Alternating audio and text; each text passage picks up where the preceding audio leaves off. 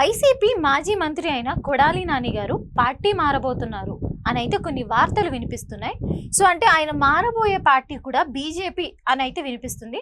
So అది ఎంతవరకు నిజం అనేది ఈ వీడియోలో చూద్దాం. మరి 2019లో వైసీపీ తరపున ఈయన ఎమ్మెల్యేగా గెలవడం కూడా జరిగింది.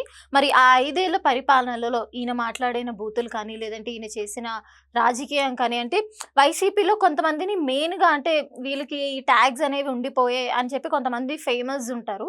సో అందులో వన్ ఆఫ్ ద మంత్రి ఈయన అనమాట. బూతుల మంత్రిగా పేరు కూడా తెచ్చుకున్నారు మరి వైసీపీ పాలనలో. మరి వీళ్ళందరినీ చూసిన ప్రజలు ఇంక వీళ్ళు మాకు వద్దు అని చెప్పేసి అయితే అధికారం నుంచి దించడం జరిగింది 2024లో.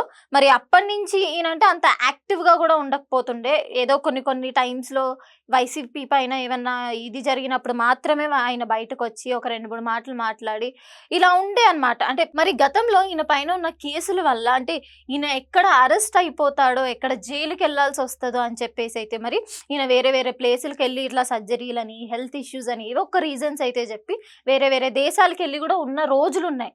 మరి అలాంటిది ఇప్పుడు వచ్చి ఈయన వేరే పార్టీలోకి వెళ్తాను అని ఎందుకు అంటున్నారు? అంటే నిజంగా ఈయన వైసీపీని వదిలేసి వెళ్ళిపోతారంటారా?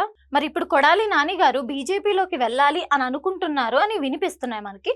మరి వాళ్ళు రానిస్తారా? అంటే ఎందుకంటే గత 5 ఏళ్ళలో ఈయన చేసిన పరిపాలనలో దేవాలయాలపైన దాడులు జరిగినా సరే లేదంటే హిందూ మతం మీద ఎన్ని విధ్వంసాలు అయినా సరే ఈయన దేనికి ఆన్సర్ ఇవ్వలేదన్నమాట. అలానే అంతర్వేదిలో రథం తగలబడిపోయిన రథమే కదా ఏముంది మళ్ళీ చేయించవచ్చు అని ఈయన మాట్లాడడం కానీ, ఆంజనేయ స్వామి విగ్రహానికి చెయ్యి విరిగిపోతే ఏముంది బొమ్మే కదా, బొమ్మ చెయ్యే కదా మళ్ళీ చేయించవచ్చు అని చెప్పి అంటే హిందువుల్ని హిందూ మతాన్ని కించపరిచే విధంగా ఈయన మాట్లాడిన మాటలు మరి గతంలో మరి అటు బీజేపీని కానీ ఇటు టీడీపీని కానీ కించపరిచే విధంగా ఈయన మాట్లాడిన మాటలు మరి ఇవన్నీ తెలిసిన బీజేపీ వాళ్ళు మరి వాళ్ళని రానిస్తారా?